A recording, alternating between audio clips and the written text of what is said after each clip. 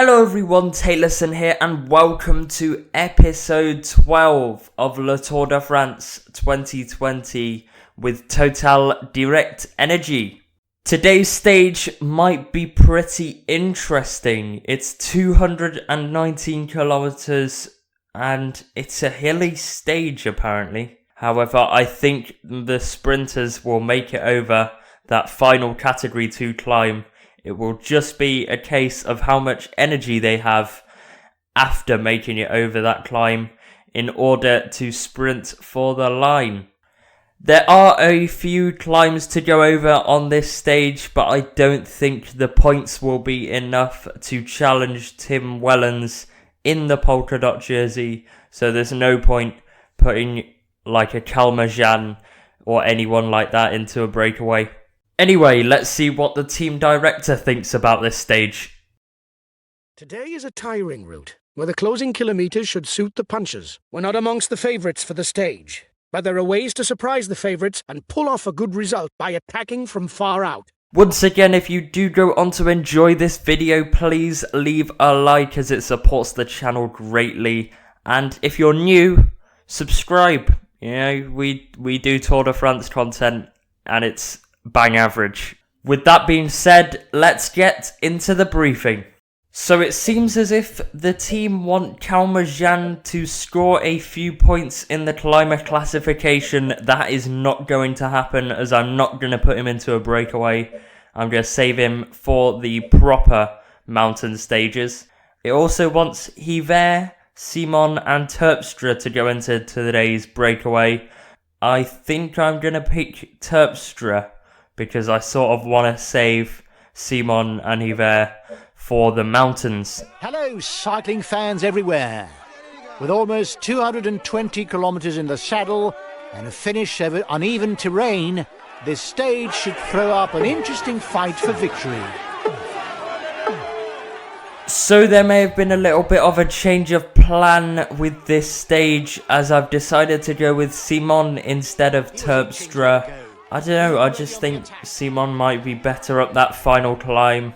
Anyway, he's trundling up the group and trying to get to the front to get into this breakaway, and off he goes now. And this is interesting, I missed it. It was actually Tim Wellens that's gone onto the attack.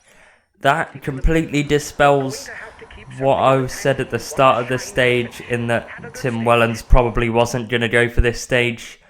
But this is very useful, because he can waste his energy on this stage and not on the actual high mountain stage that comes up.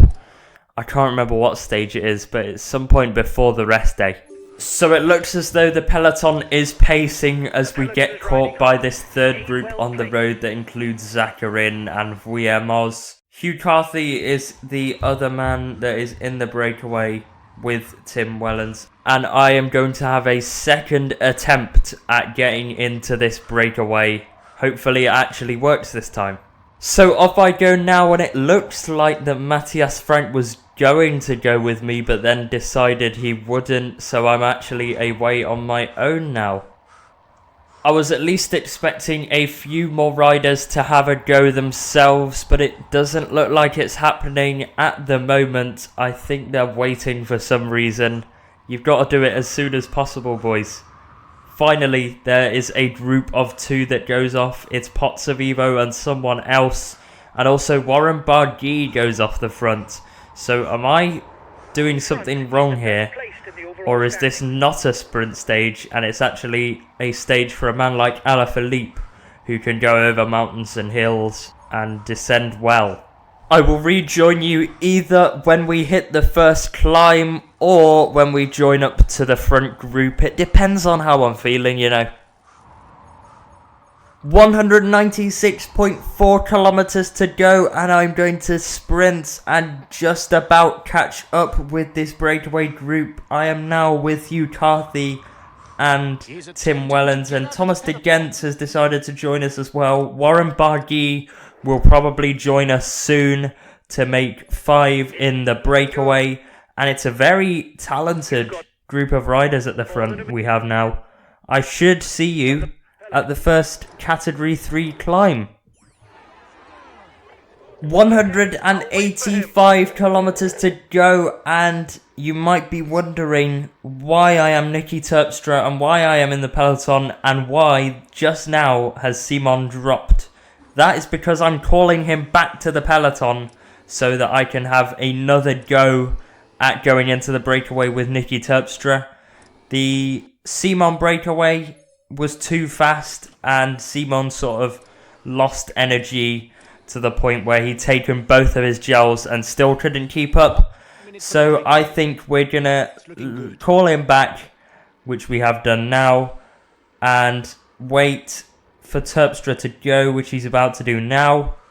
So Terpstra is going to attack off the front and make it a larger group at the front. We've basically just swapped Simon and Terpstra, and I think Terpstra should be the better rider for this kind of stuff because he's a good all-rounder, whereas Simon's very sort of just hill and flat, if you know what I mean.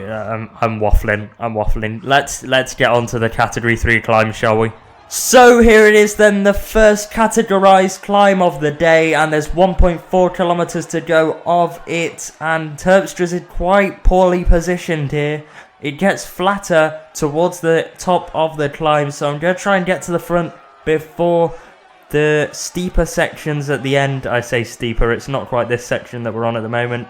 Now it flattens out, and I'm going to try and get to the front and force a little bit of a pace on the front as well. There is the line.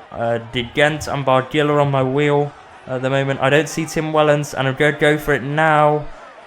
It should be more than enough to have me. It's on a bike throw, but it's Terpstra that takes the 2 points, and it's Higita in second for EF Education first with 1 point. Tim Wellens missing out on the points. Who would have thought? On to the second climb of the day then. There's 1.3 kilometers left of it. We are about to cross under the 1 kilometer to go banners, and once again I'm not right at the front, and I'm going to need to make my way through. There's Wellens on the right hand side. It looks like the pace is slowing, so I can make my way to the front. Bilbao and Carthy are slowing the pace up nicely, so now I hit the front, and I'm going to sprint for it now, and Wellens has gone round my outside on the right hand side, and it's going to be Wellens that takes it from Tom Gelderslagter in second. That's a poor sprint from me. Look how much red bar I had left. That was a terrible idea to sprint that late, but I will see you at the actual intermediate sprint. Just a kilometer to go then until the intermediate sprint. I'm hoping for a better performance than the last one. On the left hand side goes Gelderslagter, going for a actual win, and he's going to take it. And I'm going to just about take second from Warren Barguil and Bilbao in fourth. That was quite close. I expected Slagter to win it because I think he's got quite a decent turn of pace, but Barguil surprised me. And now I'm with Bonifacio, trying to sweep up on the 5 points that are remaining. So I've launched my sprint now, and I'm away.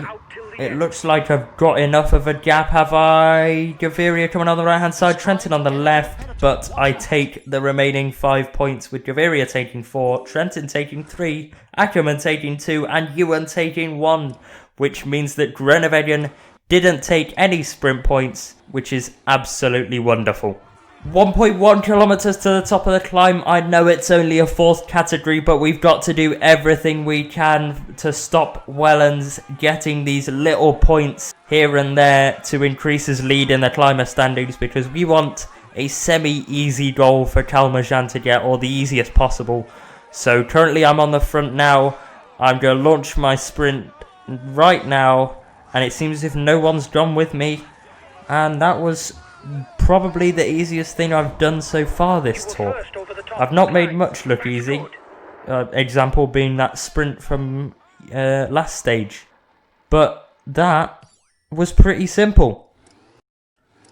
1.3 kilometers to go until the top of this climb, and we are in a dangerous situation here. We've not got much attacking stamina because De Gent has been forcing a very high pace on the front, which we've struggled to keep up with.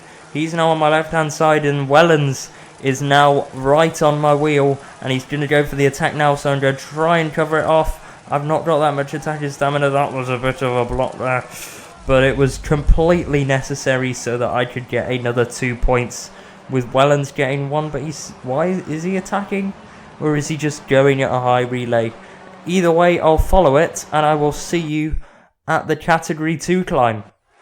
1.5 kilometers to go until the top of this climb, and I'm intrigued by this because it's also got bonus seconds on it, and a flat section just before those bonus seconds.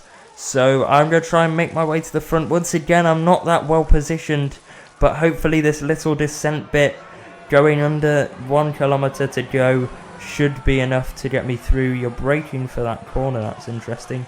I'm going to launch my attack now. Let's see if anyone can follow. It's from quite far out, however I seem to be away now.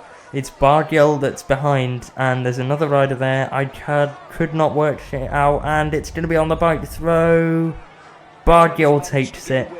TERPSTRA in second. Sepulveda was the Movistar rider behind Bargill. He finished third, and Frank took 4th place. So once again, Tim Wellens without a mountain point to his name on that climb. And that is the final one of the day.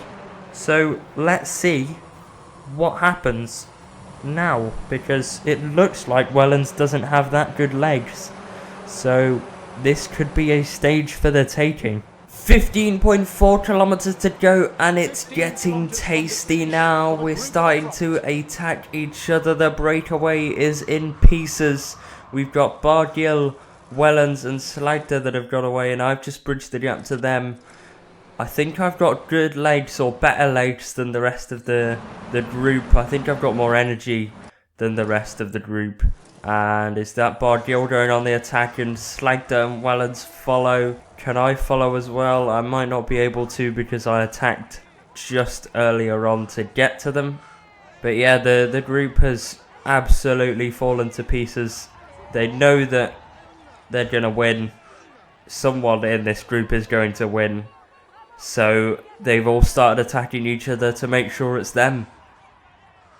Just under 8.5 kilometers to go, and I'm about to bridge the gap to Slagter and Wellens. Bargill has broken away from those two at the front and has made it even more tasty, and Wellens has attacked now. Slagter is trying to follow, and this is very annoying because I've just used my attacking stamina to get back to them. So Wellens has now attacked. He's almost bridged over to Bargill. Now he has. And Slagter looks like he's out of attacking stamina. So I think I might have to catch this one myself, which is annoying. But we'll see what happens. 3.8 kilometers to go until the finish. We've just hit the bottom of the descent, and I have now just joined up to Wellens and Bargill. Slagter is left behind at this point, but Wellens and Bargill have now attacked off the front, so it's happened again. I've just about joined up to the front group, and off they go once more.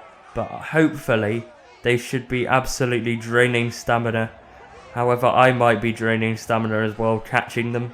But I still believe that I've got more energy than them. We'll see. Because they look strong. Wellens looks strong again, which is annoying. And Bargill also looks strong as they go under the 1 kilometer to go banner. I think it's no chance anymore. I think we're gonna have to settle for 3rd place unless Slagter has anything to say about it, and then it will be 4th. But yeah, Wellens is on the inside, Bargill's on the outside. Who's going to take the stage though, is what I'm interested in. It's going to be Bargill from Wellens, and we will take 3rd place on the road.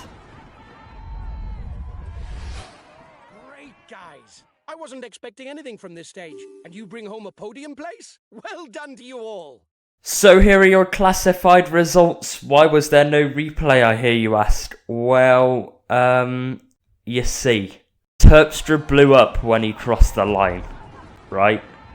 Which made my replay go black and white. and I don't think all of you would want to see a replay in black and white, and also the podium was in black and white. So if anybody from Cyanide or Big Ben or whatever, whoever else is involved with the game is watching, which you won't be, but still it's worth a try. Can you fix that, please? Whether it's in a patch, I don't even care if I have to wait until next year. It's just annoying. And yeah, in future I won't blow up, so we can actually have a replay. Anyway, on to the classified results, and Warren Barguil is today's stage winner, actually putting in 3 seconds to Tim Wellens in that sprint. TERPSTRA finishes in third at 39 seconds behind, with Higita actually jumping Slagda for fourth, overtaking Slagda and finishing 57 seconds behind Barguil. Slagda goes down to fifth, finishing at 1 minute and 4 behind, with Bilbao in sixth at 1 minute and 23 in a group with Sepulveda and Frank. And finally, Thomas de Gent rounds out the rest of the breakaway riders at 3 minutes and 18 behind in ninth. Jakob Fuglsang finishes 10th and best of the rest, with Maximilian Schachmann in 11th place, also at 5 minutes and 1. The group was all together as it crossed the line, so Thomas, Bernal, Quintana, Yates, Roglic, Martin, Nibali, Impey, Conrad, Izagirre and Costa all get that 5 minutes and 1. Jonathan Yver finished 29 seconds behind that group, agonisingly, with Tarame just completely capitulating. I don't know what's up with him. All he's going to be useful now is the polka dot jersey. That doesn't mean much for the general classification, however, there are a few movers. Fuglsang is still in first, Roglic second, Bernal third, Pinot fourth, and Geraint Thomas jumps Evenepoel for fifth, with Evenepoel going down to sixth, and Nibali jumps Valverde for seventh, Valverde going down to eighth, and finally Quintana jumps Alaphilippe, with Quintana going up to 9th and Alaphilippe going down to 10th. Yver is out of the top 20. He is in 21st position at 17 minutes and 34 seconds down. Tim Wellens increased his lead in the climber standings by getting 3 points today and moving himself up to 72. Quite far ahead of Mollema in second and Calmejean in third in that classification. However, it was a bit of an odd breakaway to go on because there wasn't that many mountains, and a real person in the climber classification that wanted to win it would probably save themselves for the higher mountains and try and get more points. Dylan Groenewegen also stays at the top of the points classification, with Tim Wellens moving up to second on 114. Matteo Trentin in third on 106, with Fuglsang in fourth on 103, tied with Michael Valgren. Terpstra goes up 16 positions to sixth on 102 points, with Ackermann in seventh on 94, Viviani in eighth on 93, Bonifazio in ninth on 91, Dillier in 10th on 90, and Barbero in 11th on 86. The white jersey stays the same as usual. It's Bernal, Evenepoel, Pogačar, Higita and Gaudu as your top 5. In the team classification, there is good news as Total Direct Energie are up to 7th, overtaking EF Education first. Sky still lead in the team classification with Direct Energie 48 minutes and 53 seconds behind them. Did I say Sky? I meant Ineos. We're going to need some good recovery. It looks quite decent. However, we are going to have to need some good recovery because it's a mountain stage next and it's quite a horrendous one as well. So, yeah, we're going to need the most energy we can possibly have. For both Calmejean and Yver, we're going to need as much energy as we can get. Anyway, that's pretty much it. Like the video if you enjoyed it, subscribe if you're new, and yeah, that's pretty much all I have to say. Stay safe, enjoy yourselves, and goodbye.